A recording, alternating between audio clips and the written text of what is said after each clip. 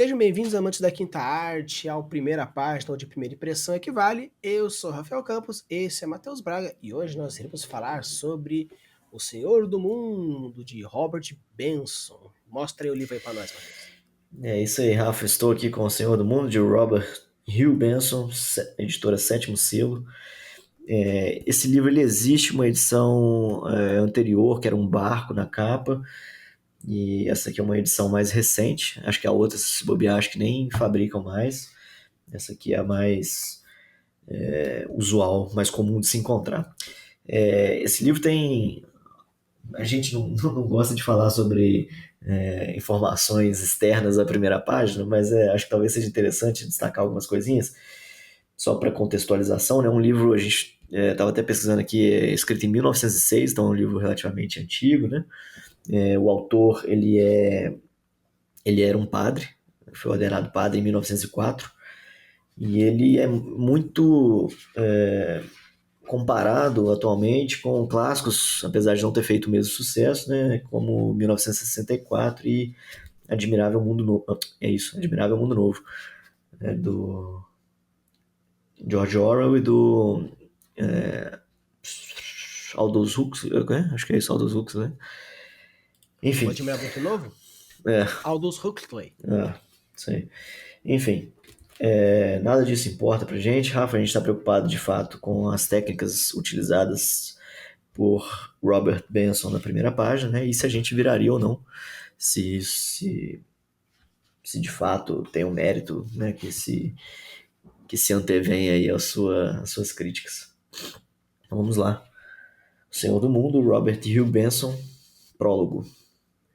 Aqueles que não gostam de prólogos maçantes, é isso mesmo? Eu botei isso pra você? Não, o meu aqui Pulei o é prólogo. Dê-me apenas um momento. Pera aí. Pulei o prólogo então pra você. Não. Caramba. O que é Dê-me apenas um momento? Tá escrito prólogo. Começa assim? Dê-me apenas um momento? Tá, É. então vamos lá. Vamos ler o prólogo. Depois você corta essa parte aí. Prólogo. Cortando de novo.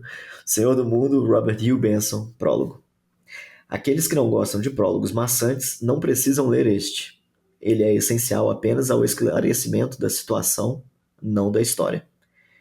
Eu preciso de um tempo, disse o velho, voltando-se para trás.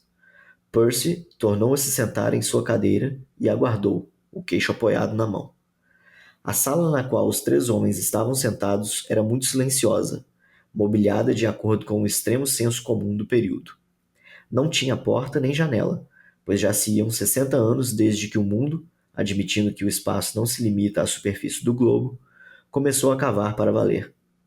A casa do velho senhor Templeton ficava cerca de 40 pés abaixo do aterro do rio Tamisa, no que se considerava uma localização um tanto cômoda, pois ele tinha que andar só 100 jardas para chegar à estação do segundo circuito central de automóveis e um quarto de milha até a estação de Vollor, em Blackfriars.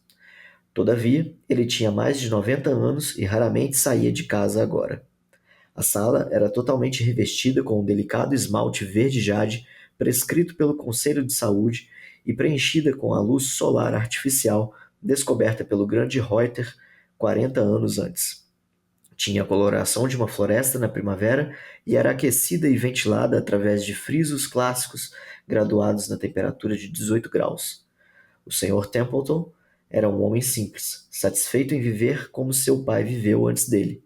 A mobília também era um pouco antiquada em seu aspecto e desenho, embora construída de acordo com o método dominante de esmalte de amianto leve fundido sobre ferro, indestrutível, agradável ao toque e lembrando mogno.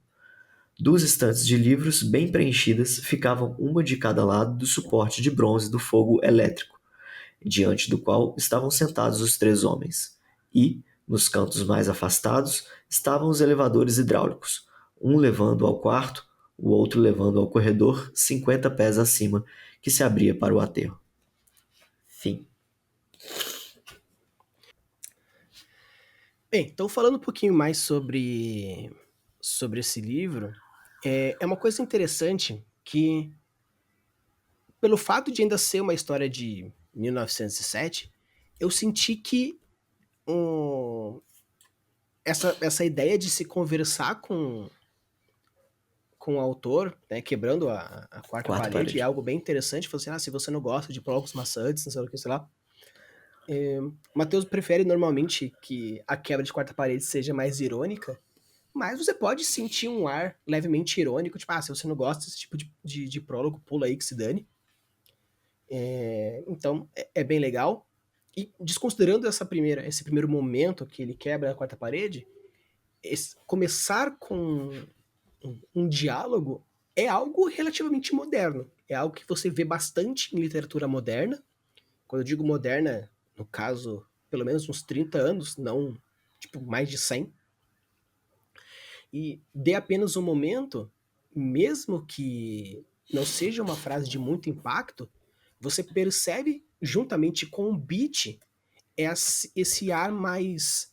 é, não lírico, mas assim, mais de storytelling. Porque ele se aconchega enquanto ele pede esse momento. Então você percebe que é algo muito mais ou introspectivo, ou algo que gere essa aproximação, essa similaridade mais gostosinha.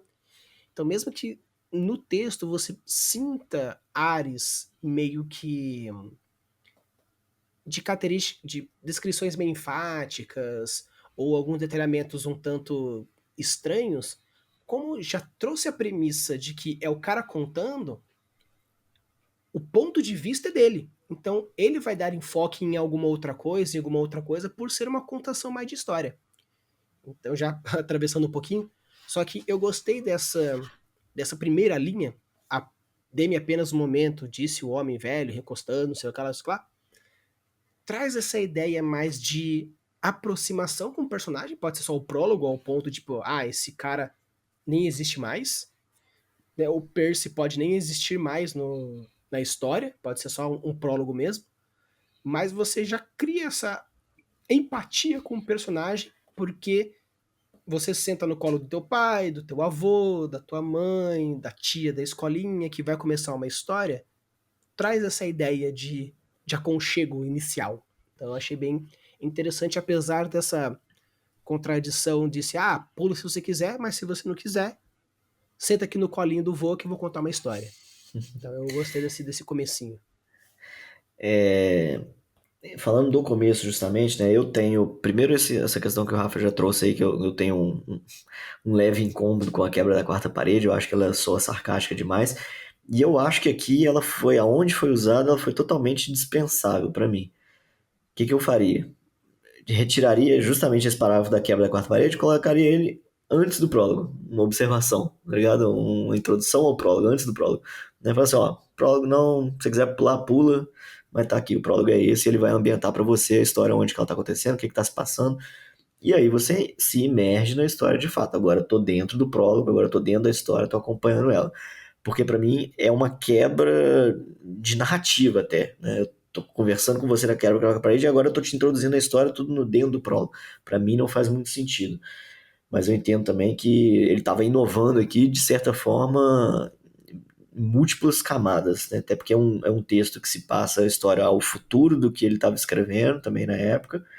Inclusive ele tem ele é bem famoso assim por como ter sido o inventor do avião, né? Que tem uma hora que a gente cita aqui um negócio que chama Volor, que ele coloca em itálico o tempo todo, que na época que ele escreveu não existiam aviões ainda dessa forma como a gente conhece hoje, de levando gente para lá e para cá, como um transporte, e o autor ficou até reconhecido por isso também, né? Ele meio que criou esse meio de transporte que não era usual na época, mas enfim.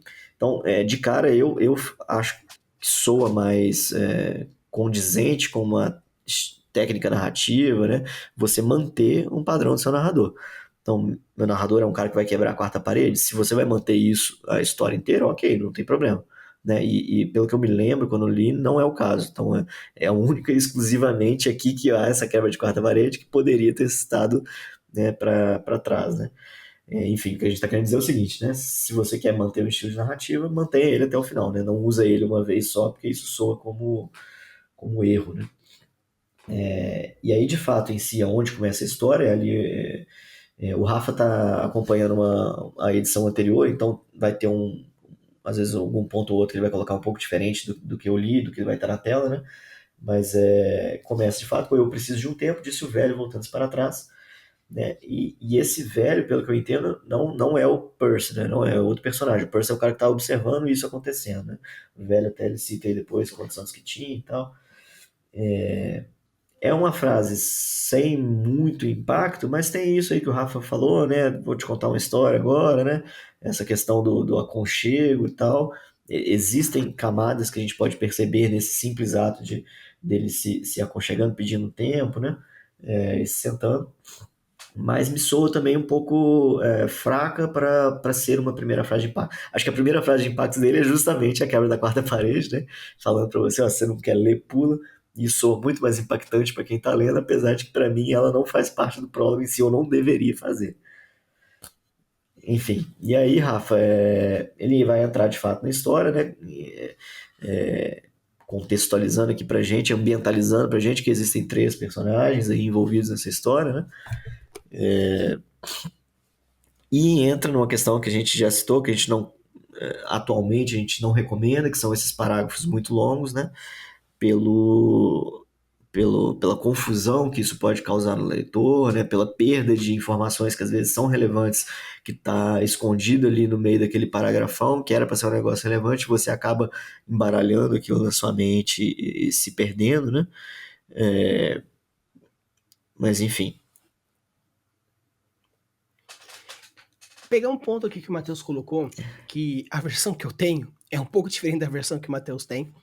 Então, vai acontecer de a gente pontuar.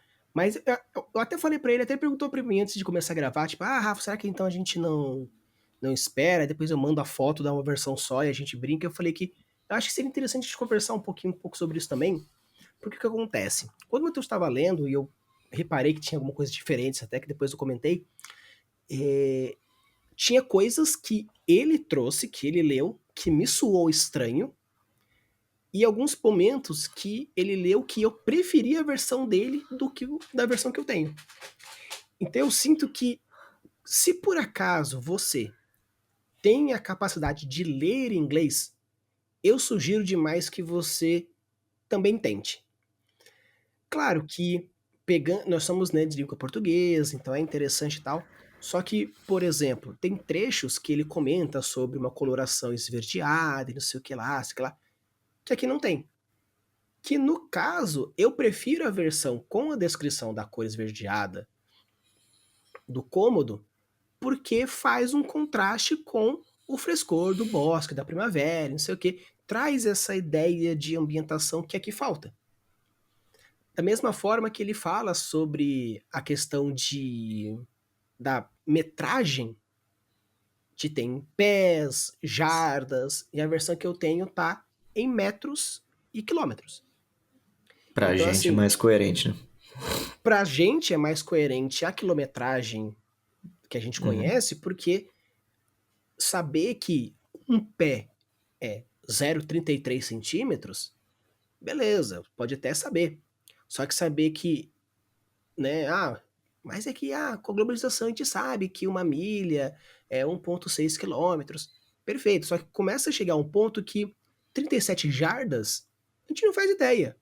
Mas Uhum. saber que 12 metros, pô, 12 metros já aí seria mais ou menos aqui uns 3, 4 andares. Então você começa a ter uma noçãozinha quando a Esse gente é tem esse dos o metros é o nosso. 40 pés que eu falei pra baixo? Como é que é? Nem lembro. Só pra gente conversar da mesma coisa que Então, eu é não lembro 40 pés exatamente pra a baixo. coisa, mas ele fala sobre. Ah, tá.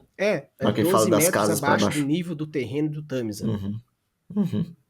Isso. Então, assim. é, Então, às vezes, é um pouco complicado porque o... a pessoa que traduz pode atrapalhar a técnica da pessoa. A pessoa quis criar uma brincadeira assim na descrição, utilizar aquela coisa, e então a gente bate. Traduzir um livro não é só traduzir o livro. Você precisa ler o livro, entender o livro, para você saber o que é descrição, o que é foreshadowing, o que é isso, aquele e outro, porque senão você fatalmente vai perder coisa. Então, A gente vai manter a análise hoje aqui com essa Edição mais disparidade de atual. textos, porque de uma maneira Uhum, geral a proposta se mantém, só que cuidado com as adaptações, principalmente com as traduções, no caso aqui de livros muito antigos ou não tão relevantes, que pode ser que uma versão ou outra faça você gostar mais ou menos dependendo do que for. Então, assim, uhum. começou a ler e achou um pouco estranho, se você tiver um inglês, é interessante também buscar o inglês também. E para quem é escritor, que é em princípio o foco do nosso canal, né? Vale a pena pensar nisso no sentido contrário, né? Eu estou escrevendo em português, na hora que for passar para o inglês, como é que vai ser isso, né? É você mesmo que vai traduzir para o inglês, você vai pagar alguém, né? Será que essa pessoa vai traduzir a ideia que você quis passar, né? A gente fala muito sobre a pessoa que é a tradutora ser uma pessoa que leia o gênero que você está escrevendo. Não pega simplesmente, o cara que entende de inglês, legal, ele sabe traduzir, beleza, mas será que ele vai passar as mensagens que você quer passar, né? Os nuances que você quer passar daquele gênero específico, né? Isso é muito importante, que o tradutor em si, ele tem expertise, né, na área em que você está trabalhando o seu texto, né? Bom, Rafa, e aí, voltando sobre o texto mesmo em si, sobre a primeira página, eu me incomodo um pouco com a falta de informação em si da história. O que tem de história acontecendo aqui nessa primeira página inteira existem 3 pessoas numa sala. Acabou. Eu não me lembro, pelo menos aqui. Estava até passando o olho aqui para ver se tem alguma informação a mais. O resto é descrição de ambiente, de cenário, né? Da onde a gente está, mais ou menos na época do mundo aqui, apesar dele não falar de anos, especificamente nem nada, né? Não me pareceu me caracterizar tão bem. Pô, ele fala uma coisa ou outra sobre o Senhor Templeton aqui, né? A gente sabe que o personagem, do ponto de vista, é do Percy. Mas em si, história, o que aconteceu nessa história até agora? Pra mim não aconteceu nada. Eu não percebi. Se você puder tiver percebido alguma coisa aí, talvez seja legal a gente compartilhar e discutir. Bacana, mas não achei que faltou. Achei que ficou carente de uma primeira página. E talvez tenha a ver com a quebra da quarta parede que eles disseram lá no início. Olha, não se preocupe com o prólogo. Você quer história? Vai lá para o primeiro capítulo, né? Agora aqui eu vou te ambientar e talvez vou te ambientar de uma forma lenta, né?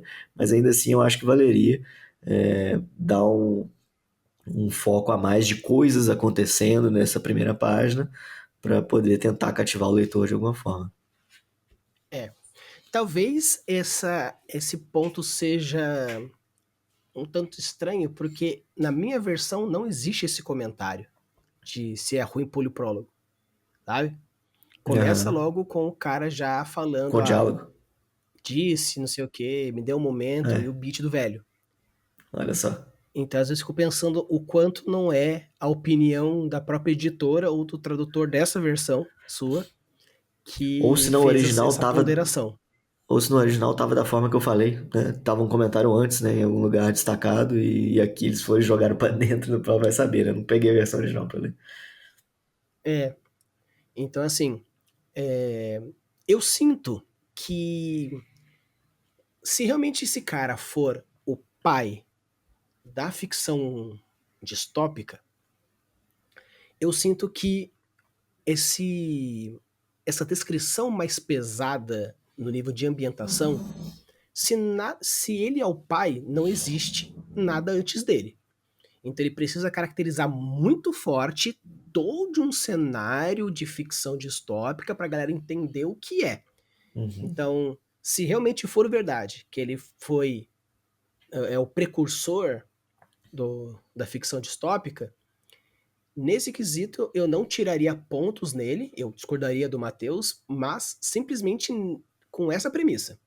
Porque é a mesma coisa ver assim, peça para um aborígene explicar o que é um avião sem saber o que é um avião, ele vai gastar milhões de palavras para tentar explicar algo que a pessoa não tem a concepção do que é.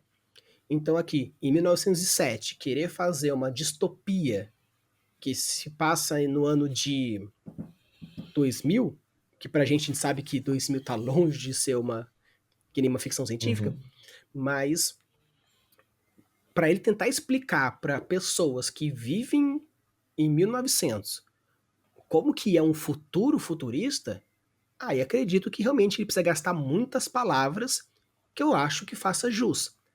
Tanto que também existe dentro do gênero de ficção científica a galera que gosta, que a gente chama de hard sci-fi, que é aquilo estupidamente denso, com descrições do fio, dos componentes, dos chiados.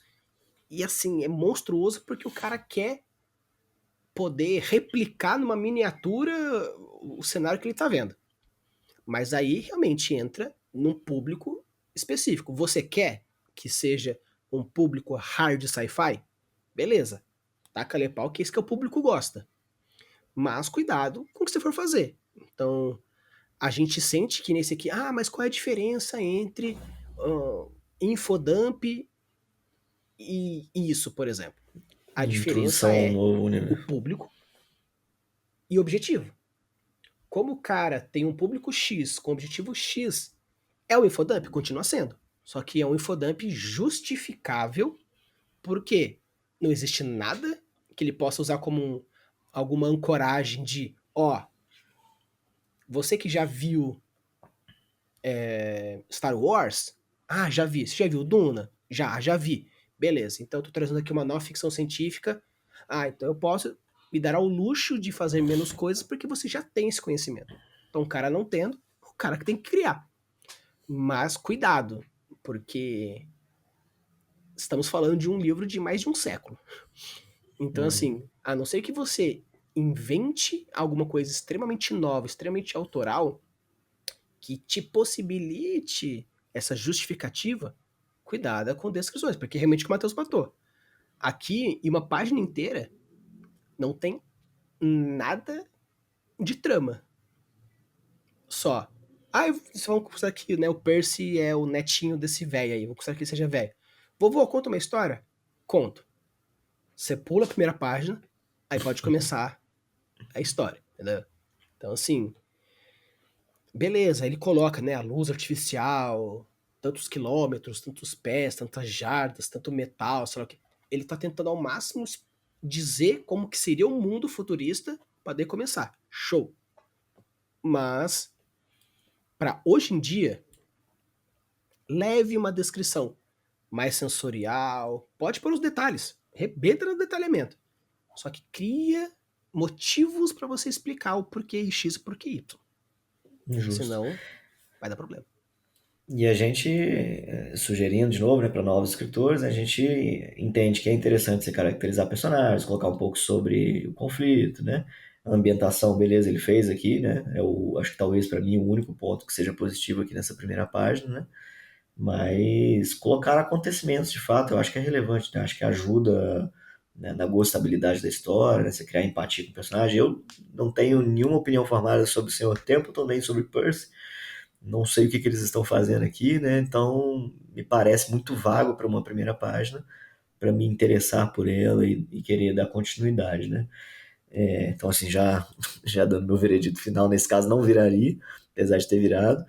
E até trazendo aí para o pessoal, é um livro que ficou muito famoso também por ter sido indicado pelo Papa na época, não sei se era João Paulo, qual que era, João Paulo II, ou se foi anterior, talvez não, né? Acho que seria antigo demais, né? Mas enfim, foi algum Papa dos últimos aí que recomendo esse livro. É um livro bem visto pela Igreja Católica, e ele traz justamente um embate Igreja Católica, ciência, crença em Deus, não crença em Deus, né? Apenas na ciência, pura e ceticamente, racionalidade, ou crença na igreja, num Deus, né? Em uma razão além da vida, né? Então, ele tem temáticas que eu gosto, filosóficas, embates que são contemporâneos, é por isso que ele é famoso até os dias de hoje, né? Porque ele traz esse embate muito contemporâneo para uma época que talvez não era tão forte esse embate. Então, o cara conseguiu ser visionário, de certa forma, né? Mas, como nada disso importa pra gente, para a primeira página só, eu acho que ela pecou e não viraria pela forma como ela foi escrita.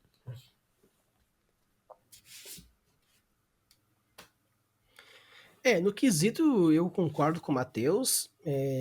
Acredito sim que a proposta é bem interessante, falando sobre a visão de um mundo futurista para quem está no início do século. Então é algo interessante de se imaginar. Me traz essa curiosidade, no quesito de querer virar a primeira página para saber como que alguém do início do século vê um mundo futurista, mas é mais pela proposta da ideia. Pô, como que seria alguém? Porque a gente que já tem tantas inspirações, imaginar alguma coisa daqui a 1000 anos é mais fácil pra gente do que alguém de 1900 imaginar como seria um mundo futurista. E ele fala futurista, ele não diz o ano especificamente, né? Então eu acho bem interessante essa ideia, principalmente num ambiente distópico, onde tem essa brincadeira com religião, tanto que pra galera que curte distopias, em Mad Max você vê que a brincadeira de religião, sociedade, é algo que se traz bastante. Eu sou, no caso, o livro de Eli também traz essa premissa bem forte. Sim. Então, assim, eu não viraria, no caso, se a gente for imaginar simplesmente meio que técnica por técnica, porém, todas as premissas por detrás da história eu acho interessante. Justo. Então, futuramente irei virar, porque, como a gente até fala aqui, a gente coloca não viraria só pra gente ter um final, mas todo o livro merece ser lido. Justo. Então, até no caso do que a gente meter pau no último livro antes desse vídeo, né, iremos no máximo, Matheus ainda vai ler todos os livros que aparecem na estante dele. Então, mesmo que ele fale não viraria, ele vai virar, é Eu obrigação acabo moral dele virando. fazer isso como escritor, né? Mas, no caso, virarei futuramente por toda essa premissa. Li Admirável Mundo Novo, achei maravilhoso. Vamos trazer aí qualquer O hora. de 84. 1984 tá na minha lista para ver, a gente já conversou, Trouxemos. mas aí não peguei para ler ele inteiro ainda. No Admirável, sim, adorei. Então, Gosto também. acredito que, pô, é o precursor. Então, sim, Vale a pena, né? mas nesse quesito, tipo, da técnica pela técnica, não viraria. Então, pessoal, deixa aqui nos comentários se você viraria ou não viraria, se você já ouviu falar desse cara, se você tem algum conhecimento, se você conhece alguns dos outros 2 livros que nós já comentamos, deixa aqui nos comentários, porque 1984 já deve ter conhecido, né? Já tem até vídeo aqui no canal, mas traremos também Admirável Mundo Novo para avaliar também. E lembrando sempre, escritor e escritora, temos aqui o linkzinho do Formas para você mandar a sua primeira página e a gente poder conversar um pouquinho mais sobre ele. Beleza? Então, bora ler. Valeu.